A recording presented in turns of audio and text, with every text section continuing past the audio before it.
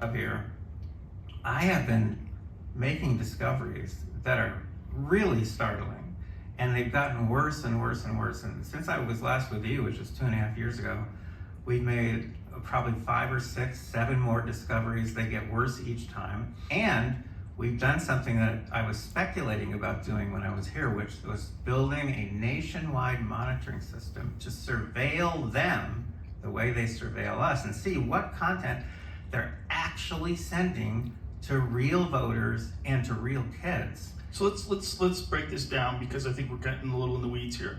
Let's explain to people that don't know what you're talking about what your research is about, because most people are not aware.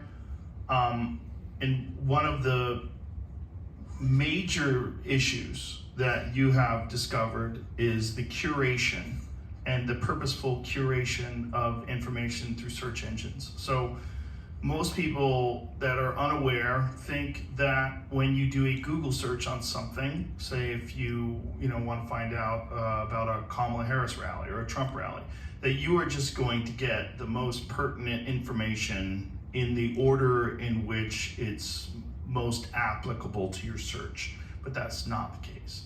The case is everything is curated, and if you want to find positive things about someone who they deem to be negative to whatever ideology they're promoting, it will be very difficult to find that information. If you want to find positive things about someone they support, they will be right up front. If you want to find negative things about someone they support, they will be very difficult to find, and you will be inundated with positive things.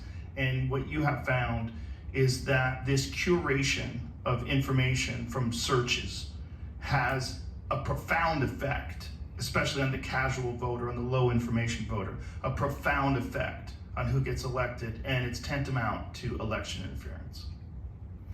Is that fair to say? It's fair to say that's where I was 2.5 years ago.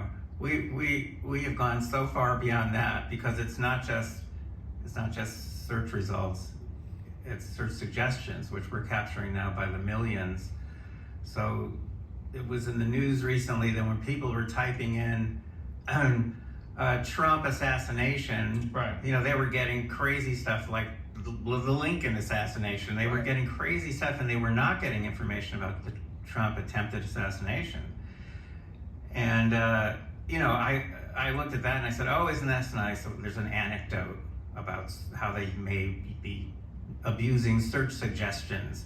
We don't have anecdotal data anymore. We have hardcore, large-scale scientific data on all of these issues.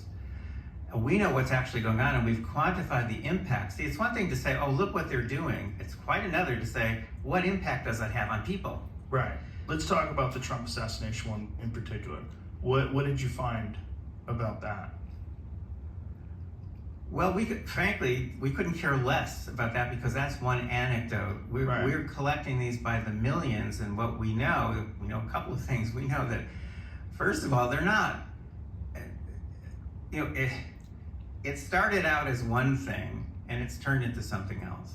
And so what they do is they use search suggestions to shift people's thinking about anything.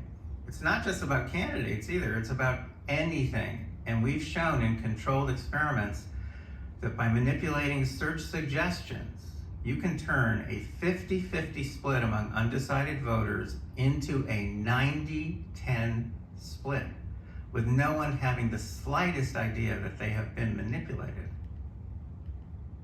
Decided voters into a 90-10 split, with no one having the slightest idea that they have been manipulated. Wow. And this always goes a very specific way. It always goes. It always goes a specific way, but I'm going to show you maybe a little later, if I haven't put you to sleep, or if my meltdown hasn't